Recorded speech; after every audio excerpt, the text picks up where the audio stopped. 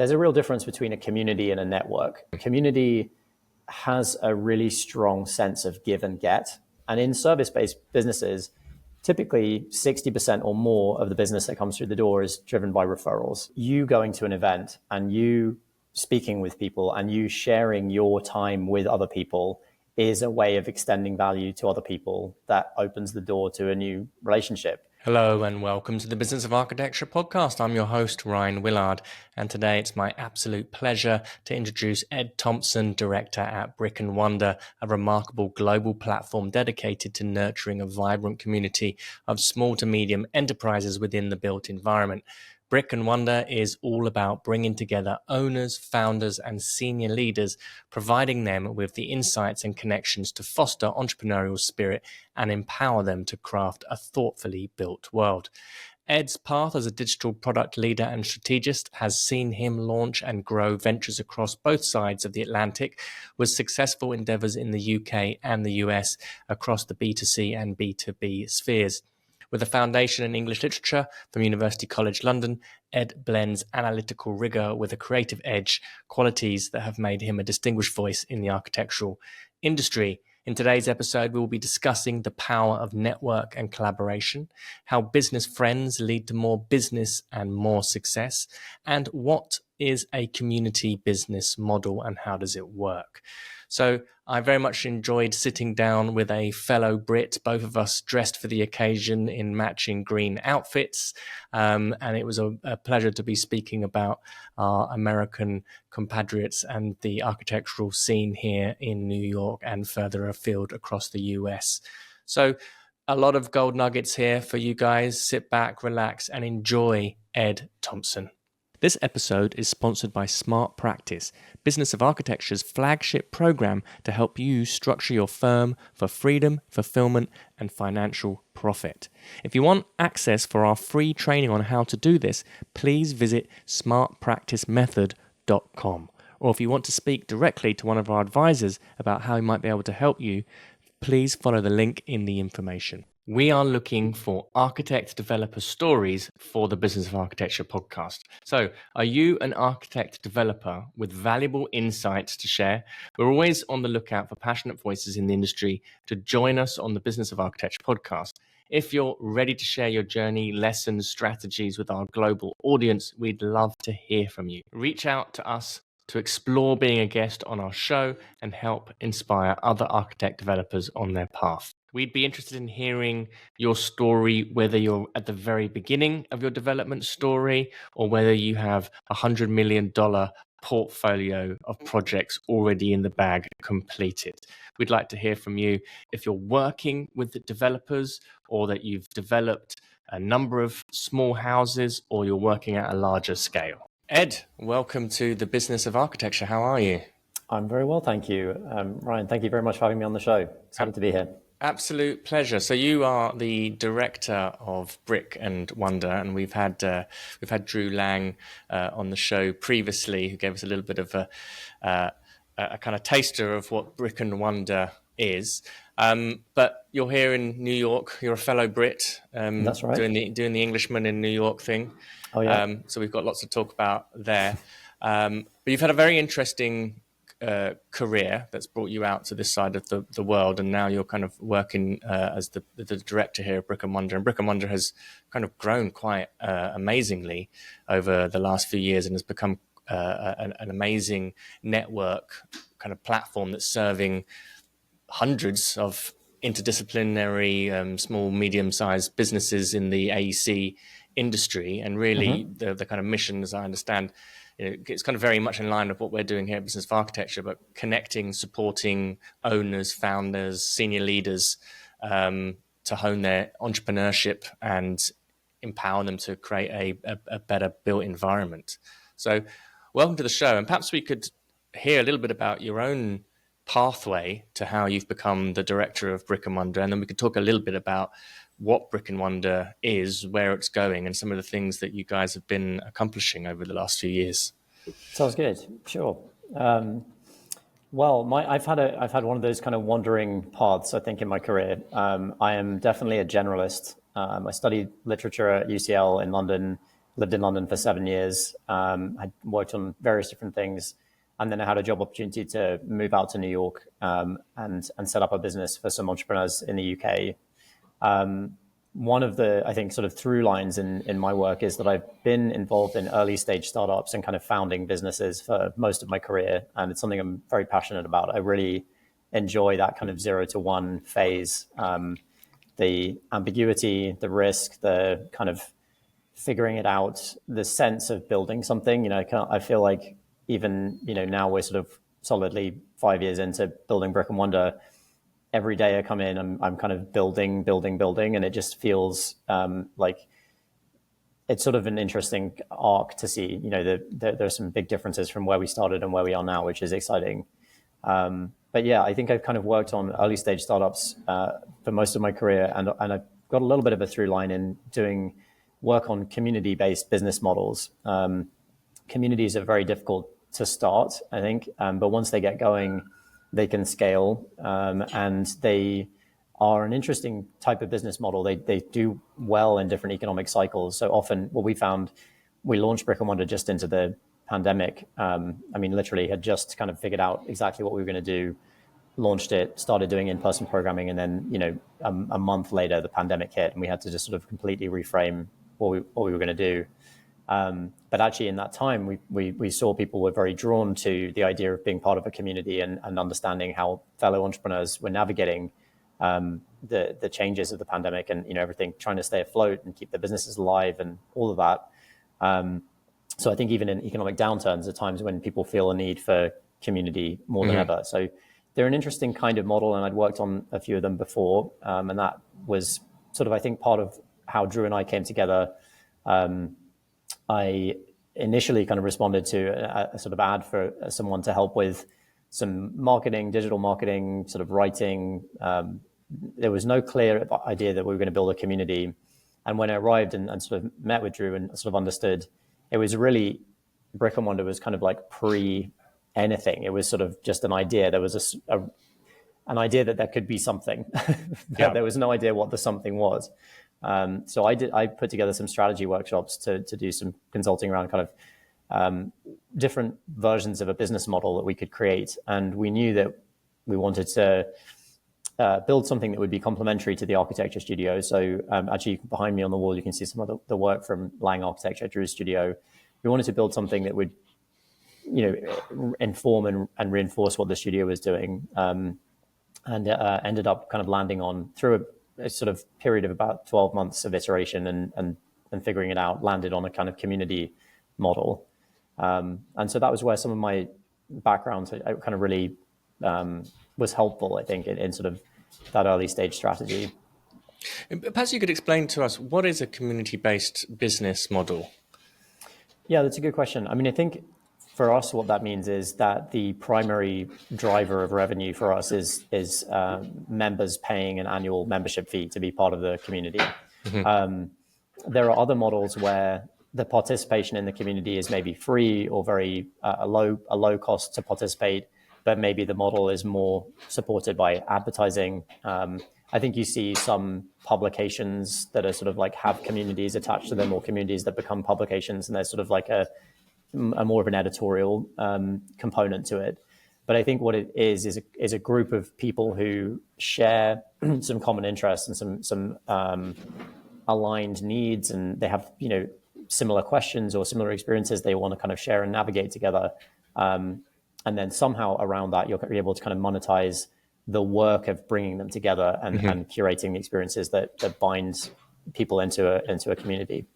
And going back to part of your other previous experience working with startups, what is it that's so unique about working with startups in that kind of, that first sort of 5 years that's very different, say, from other sorts of kind of more mature businesses? What are the sorts of things that what are the challenges and the problems that startups are typically facing and dealing with that you personally enjoy? Yeah, sort of like am I a masochist, basically? A little bit, I think. I think some people really like to have a clear sense of where things are going all the time. And I think if you work for and in and around startups, you got to love a bit of relish the chaos. opposite. Yeah, you sort of relish the opposite, right? You kind of like, you're like, I don't know what's going to happen. I don't know if we're going to survive. I don't know if we're going to run out of money, or if we're going to hire the wrong person, and that's really going to screw us up for a while. And actually, the kind of navigating that itself, the challenge of that is sort of part of the reward, I think. I find that to be the case. I think the kind of ambiguity, as long as it doesn't go on indefinitely, is quite fun. What's interesting about Brick and Wonder is I think we had a period of sort of 12 to 18 months at the beginning before 2020 when we really like launched it, where we explored one pathway that didn't really yield anything. We explored another pathway that didn't yield anything. We explored another pathway that cost a lot and didn't yield anything really, that led to a pivot that sort of led to us really getting it going in 2020. So we actually had a kind of period of iteration. In this case, it was very helpful to be incubated by the architecture studio, and to really be Drew was keen to just sort of explore the lessons that he'd learned as a practicing architect and as an entrepreneur for many years, with quite a long leash. Like sort of we could go down a path and mess up, but at least because we were kind of under the umbrella of the architecture studio and very small and very lean, we could iterate a little bit towards something that eventually started to get some traction. So it's interesting because I know Drew has been involved with the project that they did up in the Hudson in terms of their own development, and it's quite an entrepreneurial practice in terms of taking on risk and doing things which are outside of the traditional architectural scope of services.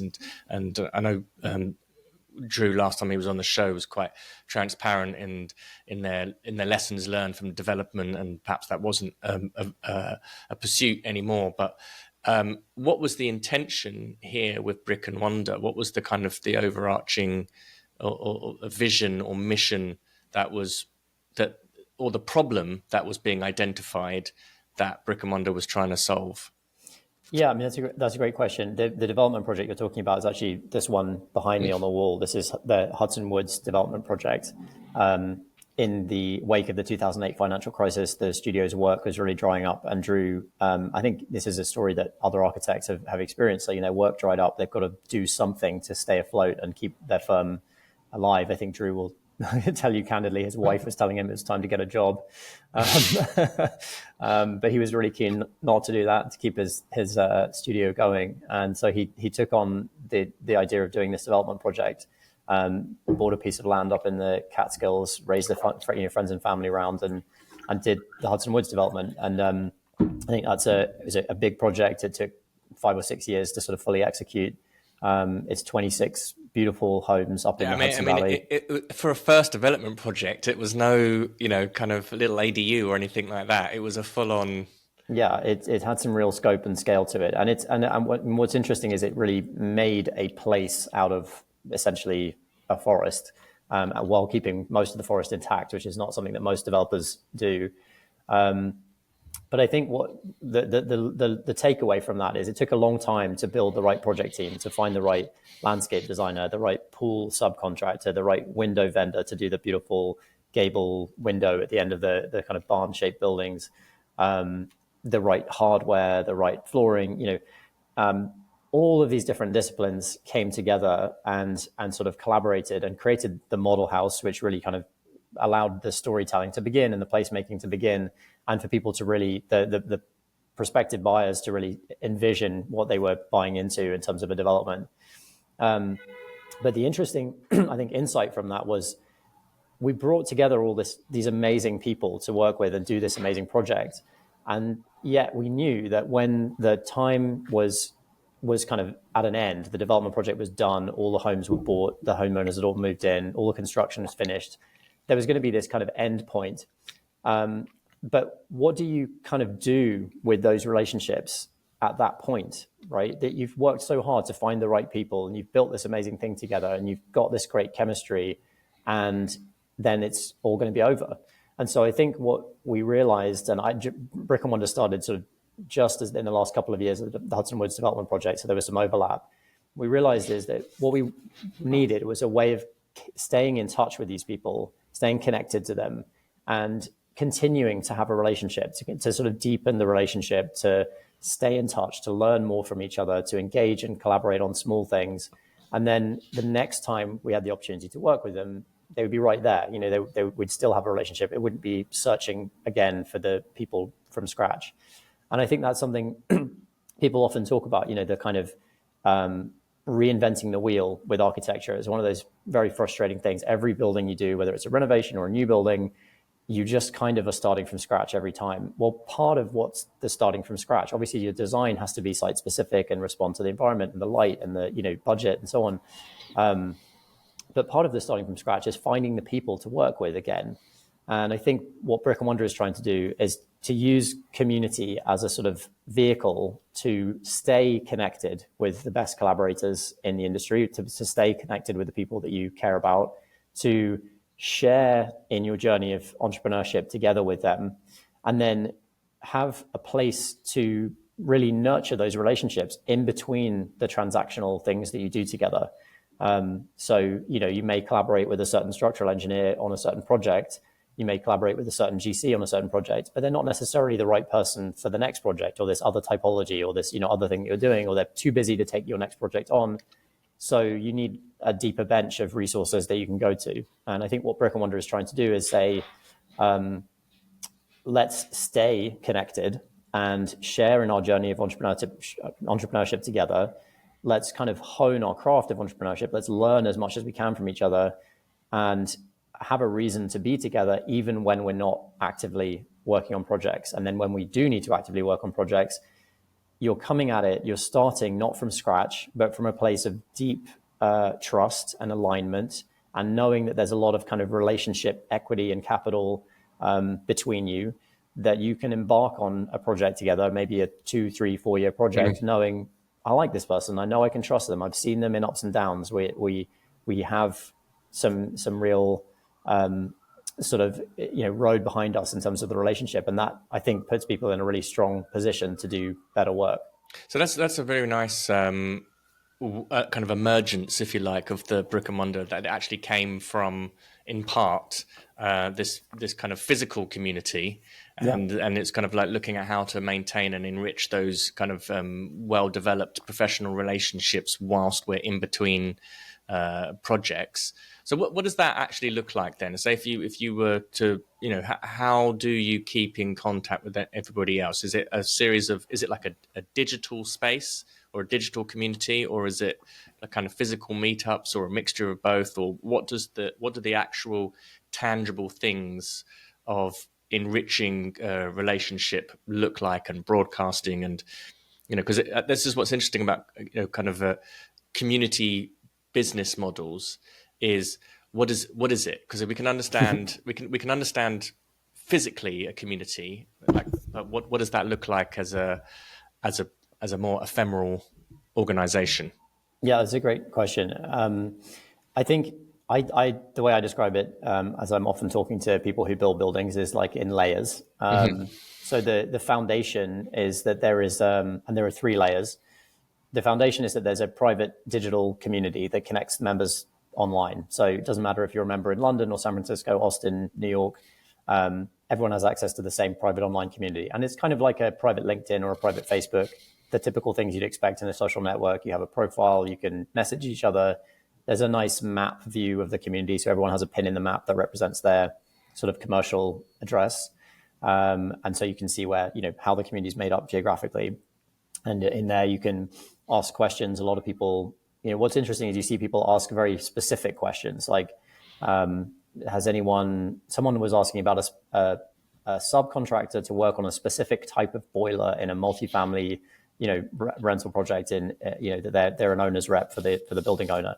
And it's like, you can't ask that question on LinkedIn. Like, everyone's going to think you're insane. You know, what kind of thing are you talking about? But in the Brick and Wonder community, there are people who can say, oh yeah, this sub would help you, this sub would help you. So you can get very specific in there.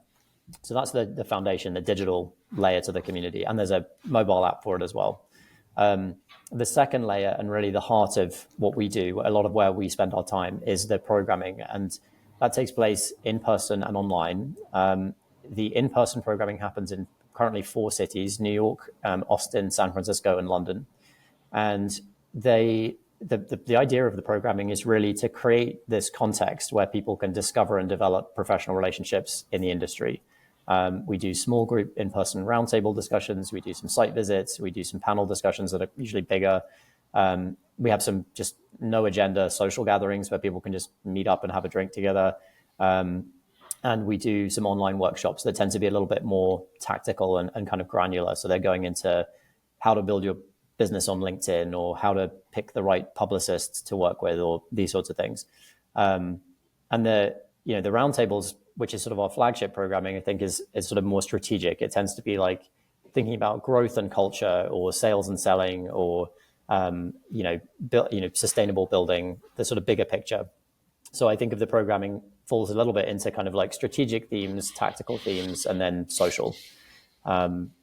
So the programming is really where we spend a lot of our time designing that, curating it, and sort of finding the spaces and bringing people together. And then the last layer of sort of engagement, to come back to the sort of layers metaphor, is we do a lot of curated matchmaking in the community. So we have this kind of like 30,000 foot perspective of like who's doing what and when and why and where and what they're interested in and so on. And so we have a very kind of proactive community management approach where we will connect members together based on shared interests and alignment and so on. And it can be, sometimes it's transactional things, like someone might be looking to hire a lighting designer for their project, and we'll connect them to a lighting designer, the right lighting designer for the given project. Sometimes it's much smaller things, but they still, I think, create a lot of value. So we've had members, for example, we've introduced them together and they've co-hosted programming together. They've said, okay, we'll put on a, holiday event, or some of them did a tour of the Mercer Gallery. It's like a digital kind of immersive art experience in New York. There was 4 Brick and Wonder members that we brought together that put that together for their, communities and their clients and so on. And that was a great success. They had about 60 people come to that event. So the connecting, I think we think of the sort of like the goal that we're always digging for in the community is how can we bring 2 people together in a thoughtful way that has kind of like a mutual alignment, like they both have something to gain from knowing one another.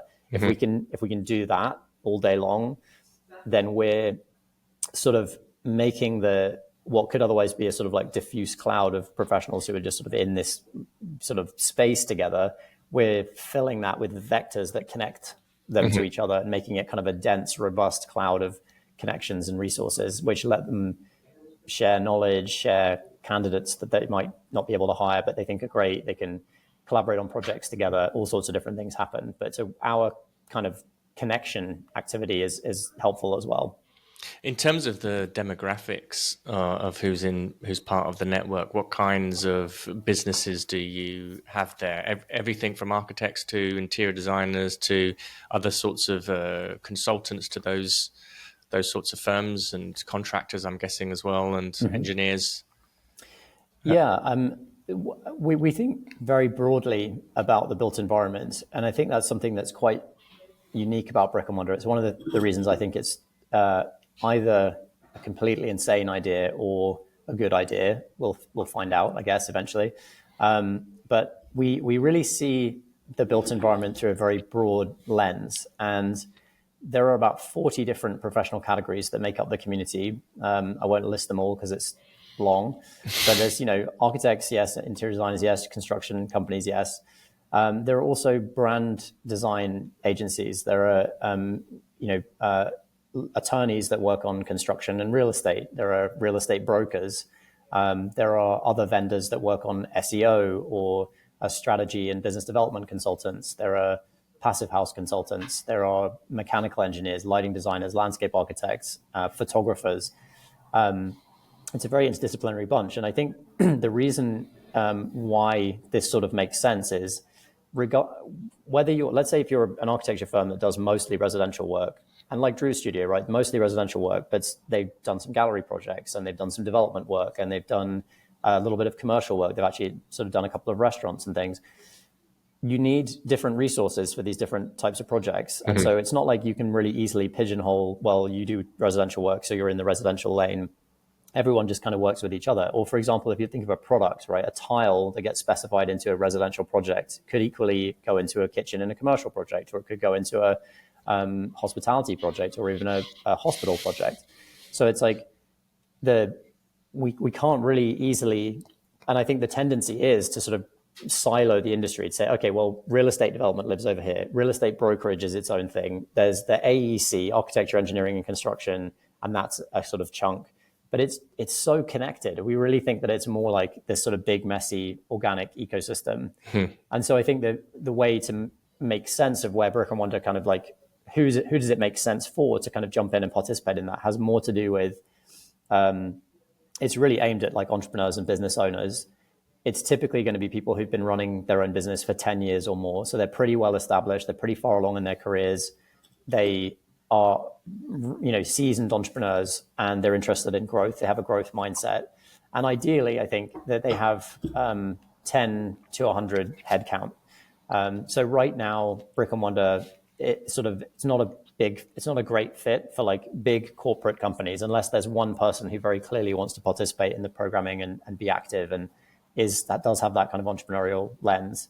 And when companies are too small, they're too early stage, they're too young, they don't have an awful lot that they can bring to the community. So they're sort of, they're not the ideal candidates to participate. So it's curated in the sense that it's sort of interdisciplinary and sort of aimed at entrepreneurs who are pretty well established.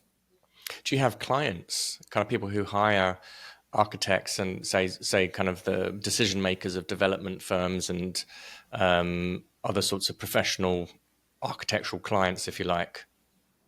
Well, it's an interesting dynamic because right now we're very B2B focused. We're focused on building a professional community for professionals who are practicing in the industry, whether it's residential, commercial, hospitality, cultural, whatever. It's serving the professionals.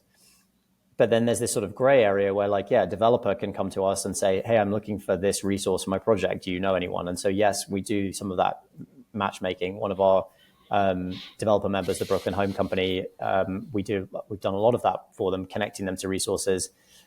We connected them to a furniture brand that they're going to do a staging collaboration with. And it's not a transactional thing, but it's a big win for both of them. And so there's just sort of like this, some of it's transactional, some of it's just sort of the softer matchmaking.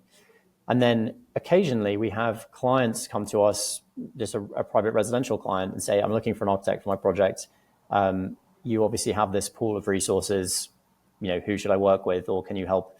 And I think we are interested in where we can go with that in the future. So sort of creating a portal where clients can come to us and say, this is my project, this is what I'm looking for.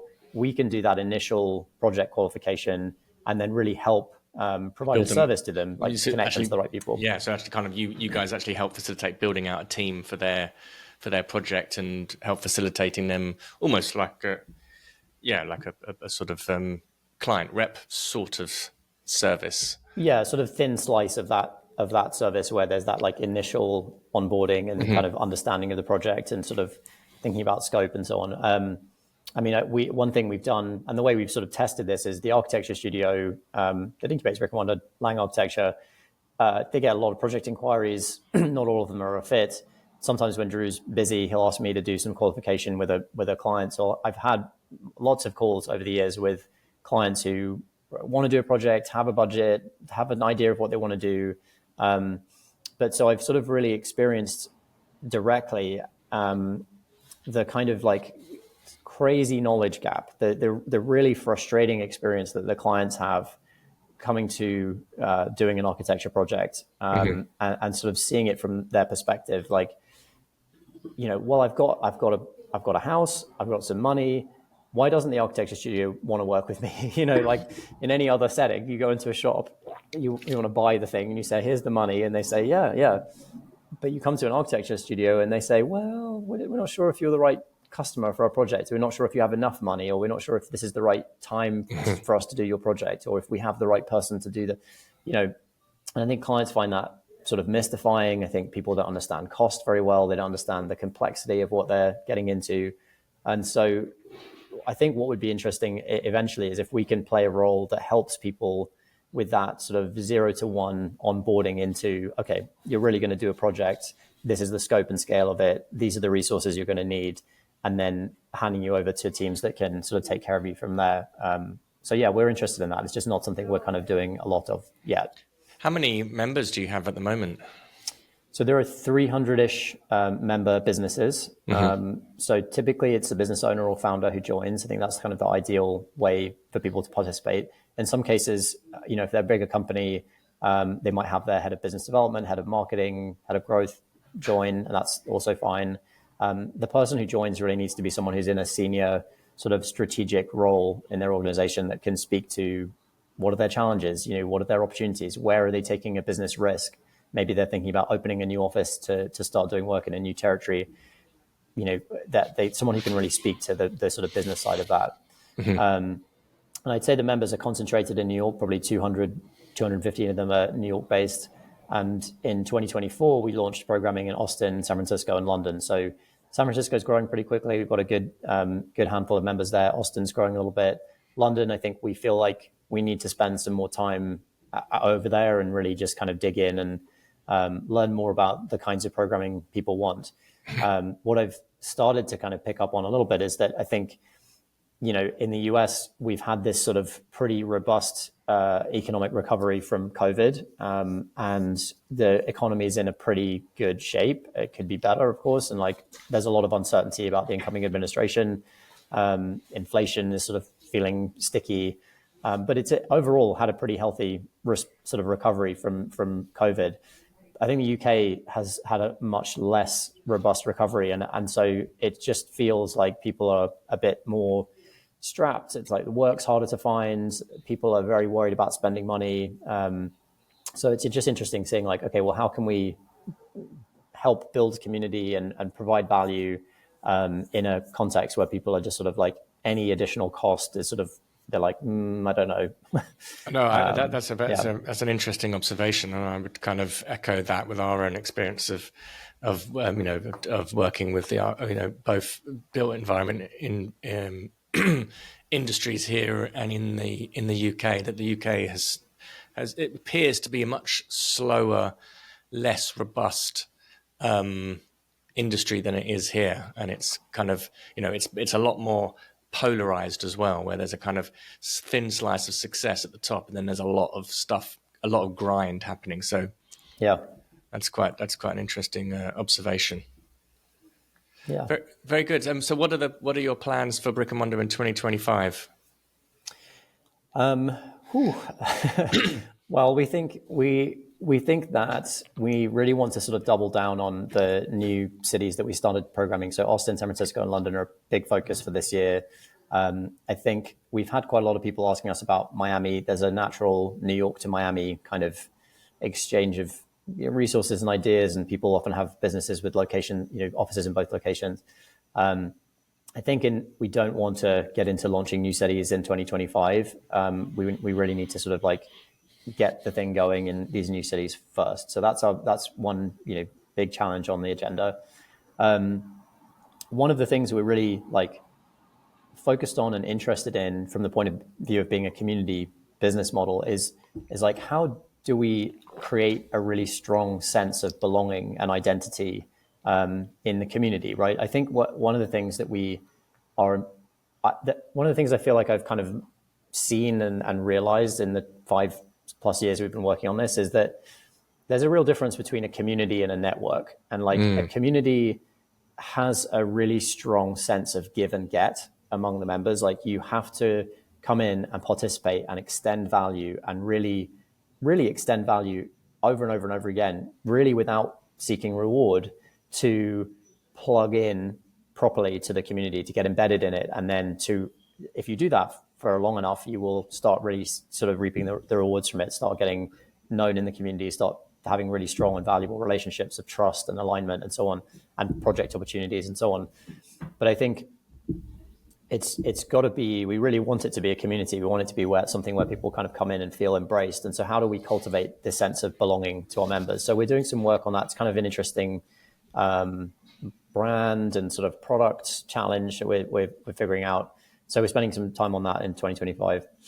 And then the other thing that I'm personally very excited about is that we feel like there's something to do with relationship management and referrals that drives so much of what the businesses in the industry work on. And so just to sort of give that some context, like most of the Brick and Wonder members are service-based businesses. They're GCs, they're architects, interior designers, lighting designers, and so on. Many of them have a kind of a service-based business model. They're, of course, developers, investors, and product companies. The product companies that are selling in the architecture space are very service-led with their products, right? You've got to really explain how a product's going to integrate into a project, and you've got to provide a very high level of service to work with an architect and a client and a GC and make sure you don't get value engineered out of the project and so on. So no matter what you're doing, there's a high level of service involved in it. And in service-based businesses, typically 60% or more of the business that comes through the door is driven by referrals. And I think we all kind of intuitively know that referrals are an essential part of our business. But we also intuitively know, how do I get them? Like, where do they come from? They come from colleagues and friends, and, okay. But how do I get more of them? How do I really leverage them? And so on. And so we're actually pretty interested in referrals and relationships and relationship dynamics. And we're looking into, we're sort of in the early stages of developing a digital product that helps people with relationship and referral management. You think of a traditional CRM that's like, you've got a funnel that you're navigating people down the funnel to, opportunities and deals, and then closed deals and things that get qualified out. You need something kind of different when referrals are the thing that drives the business and drives growth. And so we're really interested in exploring that and doing some work on a digital product that will kind of help people with that. And then we'll be able to use the community as a sort of testing place to really, find people who are like, okay, I'll give that a try and see if it helps me with my. So a tool that helps people track their own referrals, or is it something that inside of the community where you're now kind of monitoring who's giving what referrals to who, and kind of keeping it like a scoreboard almost, and there's kind of credits available for people who are good referrers, or something? Is it something like that? More the former. I think more the former. Yeah. Okay. We do keep a track of. We try to keep a track of like what we think of as like our sort of success stories or collaboration stories, we call them.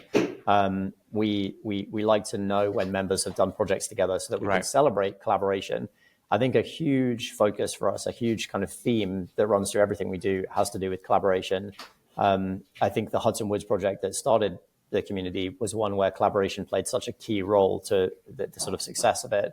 And the dynamics of collaboration, people always think of like, oh, it's when everything goes well, and it's like, well, it's often actually real collaboration happens when it's going badly, where things are going wrong, but you've got to all get through it together. So collaboration is something we're really interested in. And I think it has the tool that we're interested in building has more to do with helping people manage a set of information that they have in relation to their business that's kind of difficult to like keep track of. In the same way that a CRM helps you manage a pipeline, I think, the referrals that you make to other people, the referrals you receive from other people, the introductions you make that aren't necessarily to do with referrals, the introductions that you receive that aren't necessarily to do with referrals, the people in your network that you want to really focus on building deeper relationships with, right? There's people who you kind of like know a bit and you don't have a strong relationship with them. How do you define who do you want to have a stronger relationship with, and how do you pursue getting there? And actually I think a lot of that has to do with giving people kind of the inspiration to find different ways to extend value to colleagues in their community. It's not just about, okay, how can let's say I'm an architect and I want to meet developers. How do I meet more developers and tell them about how great I am as an architect? It's really flipping that on its head and saying, well, how can I offer them something that's valuable that opens the door to a conversation? We can get to like why I'm good at what I do and how great my portfolio is later, but we need to start the conversation with something that doesn't feel salesy. So I think a lot of what we're interested in this digital product is inspiring people about different ways to extend value, to connect, to start new relationships and deepen existing relationships. Mm-hmm. I think that's quite interesting as well, that the challenge that a lot of people have with how do we nurture relationships that is more than just a, hi, a little email that says, hi, I'm just checking in, see how you are. Got any projects? And actually to make it meaningful and valuable. What sorts of things do you see within the community that works well of kind of reciprocal value exchange? What sorts of things do you see businesses doing with each other, like kind of prior to actually working with each other in terms of just nurturing those relationships? Yeah. Well, I think one of the ways I talk about what Brick and Wonder offers is sort of like a context for discovering and developing new relationships, right? So you can maybe break it up into two halves, where there's a sort of discovery, like meeting people. Mm-hmm. Meeting people is hard, right? It's I think immediately people go to, oh, I'm networking. Networking is miserable. Everyone, no one likes going into a room full of people they don't know with a sticky label on their chest and a glass of wine in the hand, and away you go, you're networking. It's a real like sinking feeling for most people, including myself. So how do you actually maybe get something else out of being in the room? Maybe it's you learn something, or you're challenged in a certain way, or if you think of actually kind of a lunch and learn is maybe an example of this. I feel like it's a slightly sort of stale thing, but like at least the idea is a product company comes in and tells you about a product, and then you get lunch, which is nice, but also maybe you get a bit of learning, you get a continuing education unit. So something like that, where there's like a little bit of an exchange of something to sort of start the relationship. So I think it's about like sort of being in the right room. It's about spending your time smartly. I think it's about being pretty open, like I think you might think, if you're an architect that needs to meet developers, or you're an interior designer that needs to meet architects, or you're a GC that needs to meet those two, those are the people I need to meet. Well, they are, but they're not the only people you need to meet. And actually, if you meet the other people that work with them as well, you're sort of still getting closer to the sort of people that you do want to meet. And actually that's time well spent. So there needs to be a sort of openness about that discovery side. And then the development side of relationships, I think a lot of the things, it feels like stating the obvious, but it's true that spending time with people makes a difference. Mm-hmm. It's true that if you're thoughtful about who someone is and what they're interested in, and you find an event that you're interested in going to, that they might be interested in going to, and you invite them to come with you, if you're thoughtful about that and specific about it, there's a good chance that that person will say yes, and then you can spend some time with them and really, get to know them at a deeper level, and you can share an experience together. You can host people. You can say, okay, we're gonna do an open studio. I think this is something that really anyone can do, right? It's like if you have an office, and even if you don't have an office, there's ways to be creative about this. You could do a happy hour in a bar, right? But like, we're going to be there. We're going to buy a few drinks. We're going to gather people that we like, and we're just going to spend time together, right? Or you can co-host an event with someone else, as the Mercer Gallery tour I mentioned. 4 Brick and Wonder members teamed up to do that together. Right. So they were able to pool their resources a little bit and do something a bit more kind of high production, high touch than they might have been able to do alone. That's great. You can send people a gift. You can leave them a nice, review on LinkedIn or on Google Maps for their business address. There's, I think, a lot of ways that you can extend value to people in small ways that just sort of, keep the conversation going, connect. And to go back to your point of like, hey, just checking in, like, do you have any projects for me? That just doesn't work. Like, no one's interested. You're not leading with value. And when you lead with value, when you say, I read this article and I immediately thought of you because I know that you did that project, and it just really made me think of you. So I'm just sending it to you for your interest. Even that's like a nice, like, thoughtful gesture. It's nothing to do with like, do you have a project for me? It's just, I was thinking of you because of this. So there it is. I don't expect anything in return. There's something I think people intuitively know how to do this stuff. It's just hard to do it when you're thinking of growth and sales and transactions, because that's what you kind of need to be thinking of. You're sort of in survival mode, like, got to get the next project, and from that mindset, it's very difficult to be in the kind of value extending mode. Yeah, no, exactly. And it's kind of like more of a reactive way of doing business development as opposed to proactive, where you're kind of creating an environment where relationships are naturally going to be cultivated and sustained. And just like what you're saying, and that's a very simple, kind of. I've often advised clients in the past, to build up a vault of articles and magazine cuttings and digital, obviously, but. Imagining an actual bank vault. First, you need a huge vault, and then individually thick steel door. Cutting out these magazine articles and then posting them to people. Yeah. But yeah, like having like a folder where you've got loads of links to magazine articles and resources, and then strategically start sending those out, because those, you don't have to produce loads of content to be able to do it. I mean, that's the next level, and that becomes even better. But just thoughtful articles that are useful, value-led, and then you've got your kind of Google alerts that are set up. So anything that comes up that's newly written, great, and you just forward it on to somebody with a thoughtful message.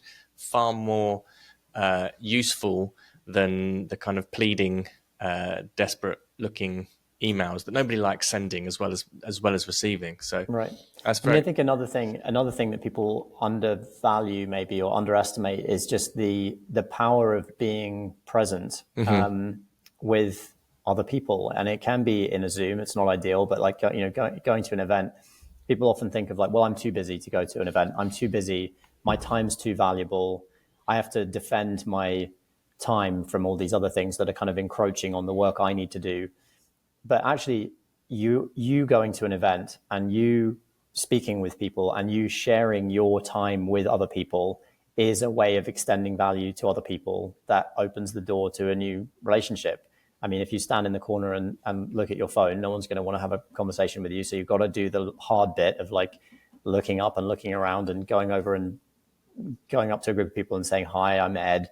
And that feels crappy. But as soon as you've done that, as soon as that bit's over, you've opened the door for the possibility of connection. And I think people kind of underestimate the value of that, you sharing your time with other people in that way. Because you sort of think when you go off to do some networking, like, I'm doing this for me, I'm doing this because I need to build my network. But actually, when you go and share your time with other people and reframe that, it's valuable to them too. You made the effort, you showed up, you have something to say, so you can just kind of participate in that way. I love it. And if people want to get in contact and become part of Brick and Wonder, what's the best way for them to do this? Sure. Yeah. brickandwonder.com is the website. And we're on Instagram at Brick and Wonder. And, you can find us from there. We're around. We're in London, New York, Austin, San Francisco. I'll be in London later this year in May for the design week. We're pretty easy to reach. Love it. Brilliant. Ed, well, thank you so much for your time this morning. A pleasure and delight to be chatting with you. So thank you. Likewise. Thank you very much for having us on the show. Really appreciate it. And that's a wrap. Hey, Enoch Sears here, and I have a request. Since you are a listener here of the Business of Architecture podcast, Ryan and I, we love putting this podcast together. We love sharing information as much as we can glean from all the other industries that we're a part of to bring it back to empower you as an architect and a designer.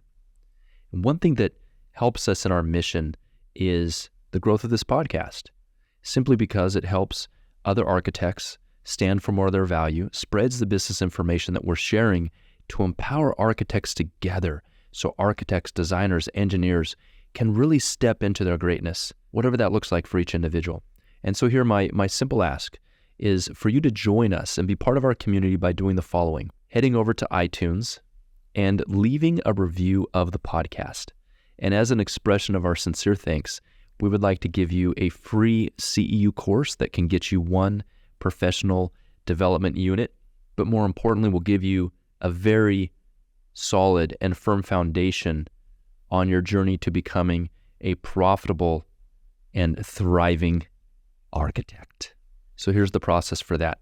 After you leave us a review, send an email to support@businessofarchitecture.com. Let us know the username that you use to leave the review, and we will send you that free training. On the training, you'll discover what 99% of architecture firm owners wish they would have known 20 years ago.